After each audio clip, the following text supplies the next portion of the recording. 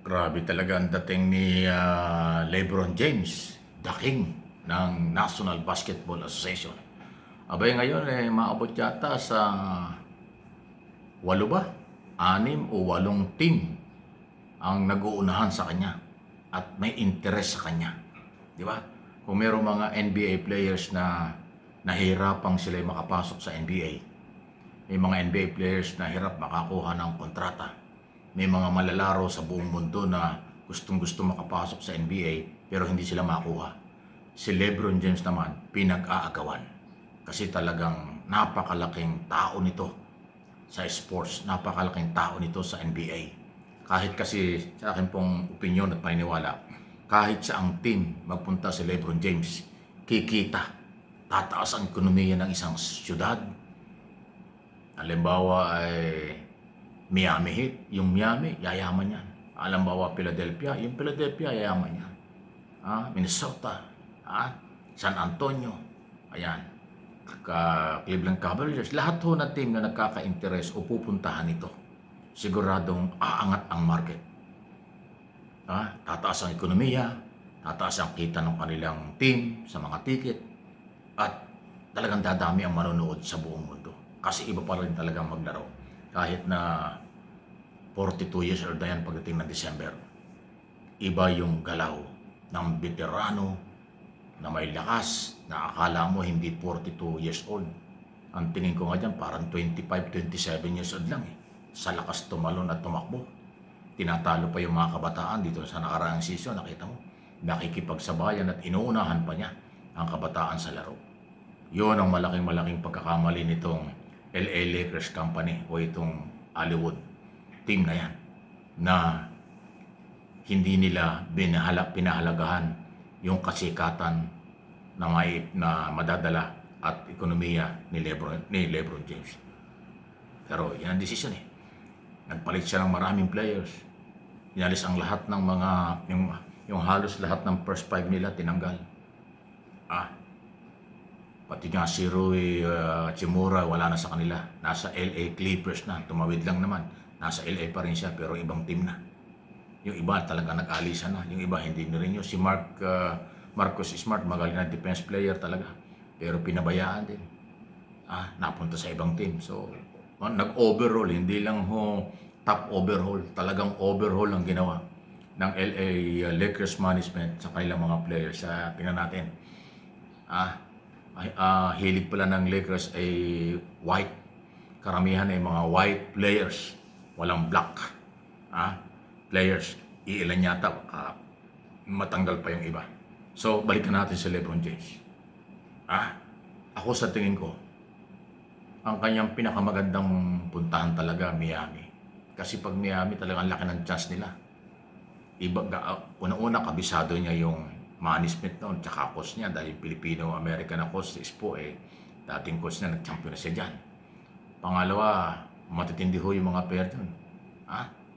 Diba? At kung po nandoon na, sino pa ba yung isa pang magaling? Adebayo. Basta mayroon ng mga player na magaling sila na ibang klase ang galaw. Kung sa Cleveland naman, parang mahirapan siya doon dahil ang magaling doon, dalawa lang eh. Si Hardy naman, ewan ko kung anong klaseng laro yun. Laging magaling sa elimination pero sa playoffs, humihina eh.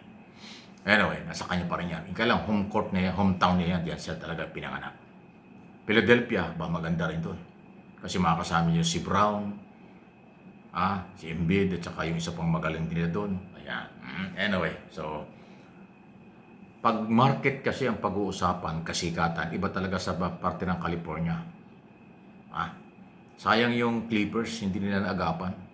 Kung kinuha ng Clippers si LeBron James, hindi si LeBron hindi lilipat ng titirahan kasi magkatabi lang yung Clippers sa LA, di ba? Isa naman lugar yan eh. Tatawid ka lang ng gym, di ba? Di ba? Coliseum. Sayang, lalayura. Ngayon kung sa isang controversial San Antonio o kaya Golden State Warrior, yan. Kung sa San Antonio, maganda rin. Talagang lalakas. kung Golden State, aba, ay panalo mga Pilipino dahil maraming mga Pilipino at followers din ng Golden State Warrior, katulad ng LA Lakers. So kung lilipat doon si LeBron, marami siyang mahahatak na followers na manonood ng Golden State Warrior. Talagang bebenta ang ticket at dadami talaga ang viewers nila bawat game. Kyrie, LeBron, lalo na kung makasama ulit si Anthony Davis na pilit nilang makuha. Yun ang talagang big three matindi. Shooter, power forward, sentro, at all-around player. Pagka yung nagsama-sama, Kyrie, LeBron, Anthony Davis, naku, hirap tigilan niya. Kaya kung nababanggit po itong ganitong mga opinion analysis dahil ako po yung nanonood ng basketball, isa yan sa aking pinagkakabalahan pag merong NBA games. Hindi ako nanonood ng local game pasintabi na kasi boring eh. Sa NBA talaga action. Ang gusto ko action. Basta sports na merong aksyong totoo, pinapanood. Parang boxing. Yan, ngayon, yung bago natin, tennis, kasi meron tayong Alex Ayala nagdadala ng pangalan ng Pilipinas. Di ba? Wala na si Manny Pacquiao, so wala, mahina na yung boxing. NBA, kakaiba talaga. Di ba?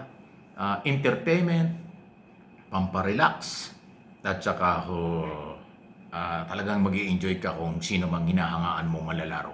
Lahat sila'y professional, pero may kanya-kanyang galing. At kahit anong laban, laging may nananalo, may natatalo. Ayan ho yun. Action talaga. Hindi pwede ang palambot-lambot sa NBA. Ibang klase ang laro. Physical talaga. Matira ang matibay. Ang babangga giba. Ayun kaya ho masarap panoorin. At gustong-gusto ko yung ganyan. Kaya itong aking channel, itong MA Pinoy TV, ay nakatutok sa politika, sports, showbiz, PBA, politics, basketball, artista. Di ba? Pero yung basketball, sa international tayo kumukuha at nanonood ng mga galawan kasi iba ho doon. Okay? Di ba? So, para lang makarelax tayo. Yung issue na nangyayari sa ating bansa, binabantayan ko pa rin yan. Hindi naman ho makakawala. Ito lang ho mga ganitong mga usapin ay atin ding inaabangan. Lalo na ngayon, dahil summer sa Amerika, walang laro talaga sila. Ang balik nila sa trainee September, October yung opening ng 2026-2027. So marami pa hong issue pag-uusapan. Baka itong natitirang mga buwang ito. Kaya si LeBron James ay hindi pa ho nagde-decide kung saan siya pupunta. Kanyang inaaral na mabuti yung market at saka yung potential na manalo ulit. Kasi gustong-gusto niyang magkaroon ulit ng isa pang champion bago magkaroon ng official na retirement. Kasi 4 na panalo pa lang siya, 4 na champion eh. So isa pang champion, kailangan yung edad ng kalaban. Although sabi nga nila, hindi naman bumabata. Kahit magpo-42 years old na sa December, kasi December ang birthday niyan, napakalakas pa rin. Na idol din ng maraming Pilipino sa buong mundo. Okay? Yung iba ayaw sa kanya, pero ganoon talaga. Kanya-kanyang hilig yan eh. Please like and share, subscribe and follow.